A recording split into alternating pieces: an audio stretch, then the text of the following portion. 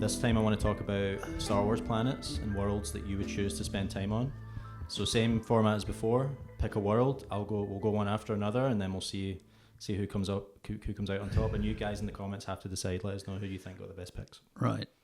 Well, number one is Tatooine for me.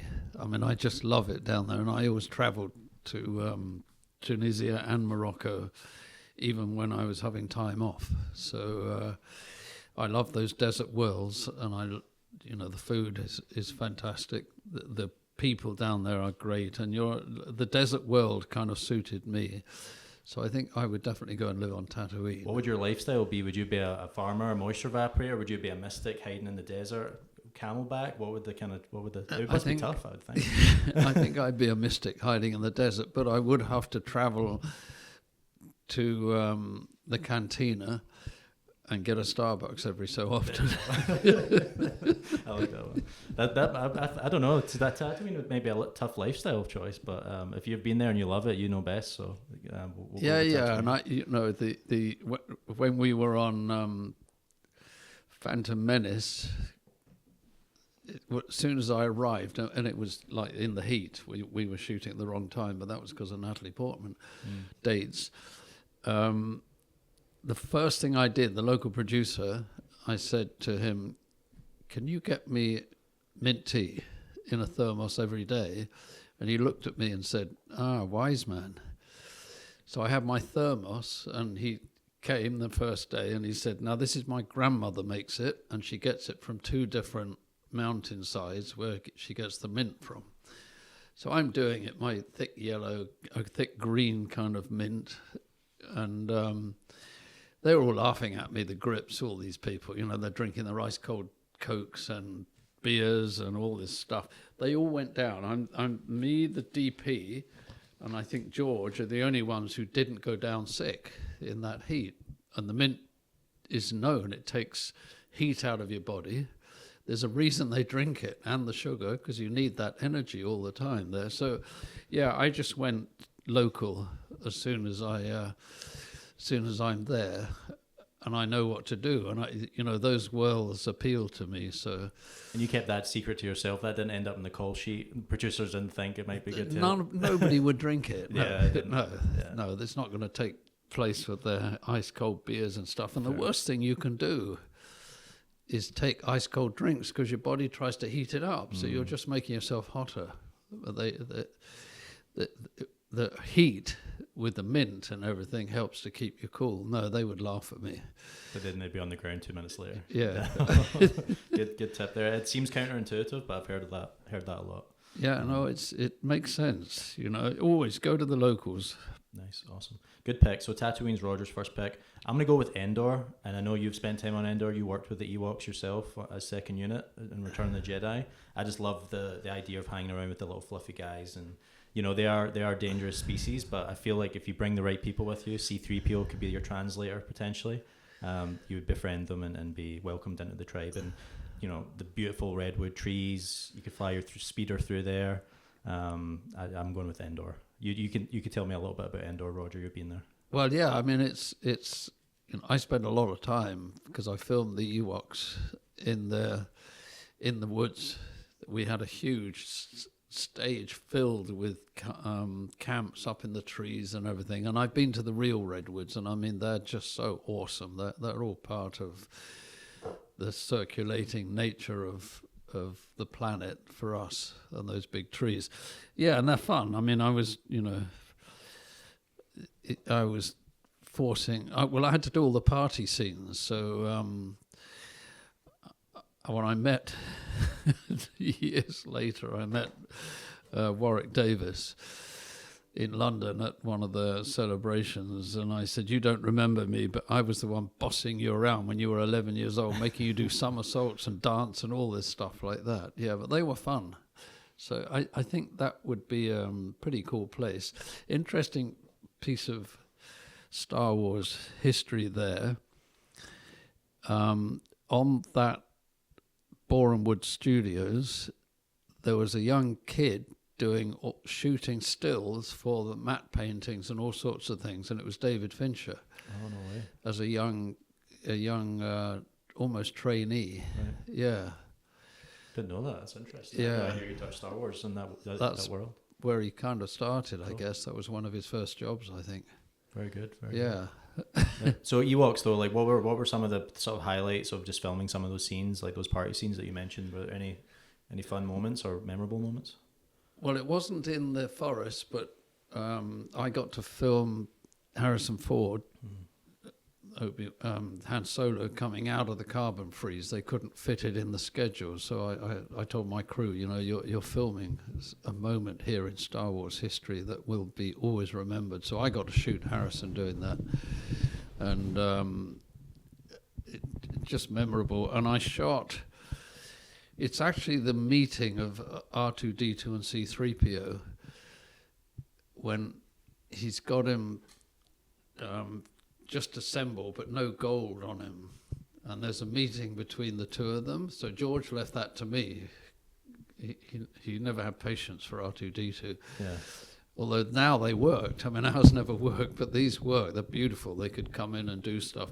And it's that famous line when they meet, and he beeps R2D2, and then C3PO says, "Naked? What do you mean naked?" That Carrie Fisher wrote that line. Oh, really? Wow. Yeah. Okay. So again, I was telling my crew, you're doing like moments in Star Wars history that are huge for the fans and everybody. So that was pretty cool. Yeah, there was a lot of interesting stuff. Jim Henson was there, because we had a lot of baby Ewoks in nest dancing. I mean, doing all sorts of stuff. So it was pretty full on, and that was my first second unit directing as well. So it's like going back into that world for me. It was just awesome. It's a world I love and know. The Carrie Fisher, you mentioned Carrie Fisher and like writing that piece of dialogue. Carrie kind of became known as like this like kind of famous script doctor in Hollywood, and I know a lot of that stemmed from the work that she did. She talked a lot about like writing scenes or like tweaking or leaving notes in the scenes for Star Wars. How like prevalent was that on set from your experience? Was she like constantly like rearranging stuff? Like how did she work on her character in the script and things with George or the director or whomever was on set at the time? The first film, nothing. They were too afraid, I think, and nobody was quite sure how this was working. And Alec Guinness was there, and he can talk, he can say pages from the phone directory, and it sounds mystic and deep. They didn't really do anything. It's just Harrison was always saying, you can write this shit, but you can't say it. But they had to. I don't know how it went on Empire, but I think that's where it started, that they were becoming more and more involved in. Because of the success of it, and suddenly they were stars, the three of them. They weren't really young kids who were unknown. And on Jedi, yeah, she was constantly, adding to it. And I think George also realized she's smart, and she was fantastic at comedy writing, really good. So they were able to contribute such a lot. George is, most of us, when I'm directing, I cast properly, and if the script is okay, you're expecting actors to bring it and to show you, surprise you, and bring their characters and everything. But George was always very controlled about that, and his scripts are kind of science fiction based on technicalities that made it all work. So there's only so much that he would let go, but she started to really intervene much more. And Harrison was, it's his famous one, I think, is in that film, right? I love you, I know. See, he didn't tell George that. He just waited, and he'd said that, he discussed it and said, I think, this character, you don't want to break his character, and everybody loves that lovable rogue type of his character. So I think that was a perfect kind of moment, really. There's a great payoff with that line too in Return of the Jedi, where Carrie gets hit, and then she's down, and then she reveals the gun, and he's like, "Oh, I love you," and then she hits him back with "I know." Yeah. It's just like you can see the chemistry there, and then yeah. a payoff after like 4 Yeah. years or whatever it was, right? Yeah, Great they moment. became really close friends. I mean, they still are, and they really appreciated it. And with Chewbacca as well, so that they had this bond that shows on screen. And George was clever enough and wise enough to allow that to shine through, because these films are all about them. Awesome. Okay, so Tatooine, Endor. What's your number 2? Do you have another pick for planets? What would I choose? That was difficult. Oh, I think probably in the beautiful Italian Renaissance. Naboo. Yeah. Where Anakin and Padme get married, and I think probably there. Yeah. Because I love Italy as well. I spent a lot of time in Italy. And I used to make a lot of TV commercials there, and I just, we had a bet amongst the crew who came in with me that the first person to eat badly won the bet. Nobody ever won anything. So I think, definitely Naboo. I just think it's the kind of opposite of Tunisia and Tatooine. So I think, I would choose there. Yeah, and there's also like real on location scenes there too. There's a lot of cool like matte paintings and things going on where they're like having their picnic and Attack of the Clones. But I think like that scene where I remember them getting off the little kind of canoe or boat thing, and they just walk on. It exists. You could go there now, and it looks the exact same way. But it does seem like it's out of this world. It does seem like it's from a distant planet. It does, and the beautiful Renaissance and ancient, scale buildings which are huge, and it does give a difference to the first Star Wars, whereby this opulence is a nice contrast, and you start to realize the power there of Palpatine and like the Senate business, all of that. So I think that helped to emphasize that. Good one. I'm gonna go with Mustafar for my second choice. It's probably not what people think. It's the volcanic planet. It's where Anakin obviously really becomes Darth Vader and gets burned. But I was thinking from I've been to Iceland and I've seen some really cool things there. I can imagine going to Mustafar and it was almost like a little hotel or Airbnb with like a floor-to-ceiling glass, and you're looking out and you can see. I'm going romantic here, Roger. I'm taking my girl. We're looking at the volcano where the lava's pouring. Are you going to choke her out?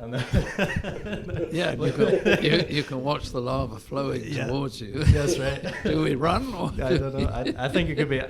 Guys, it's going to be steamy. It's going to be good. You guys are judging. I don't get it. Mustafar is cool. I love Iceland's a cool place. Yeah, it almost looks like it. I think they actually went there and captured photography and then used VFX to like emulate it to make that lava and that orange really glow and feel real. So that's my second one. You guys let us know, where would you go out of those ones? We had Tatooine, Naboo, Endor, Mustafar. You got to think about what you're going to do there too. I'm leaning at the romance, but Naboo's a pretty good second place in my opinion. I think so. Yeah. So I'll wait. I'll let the Patreons choose for me the next one.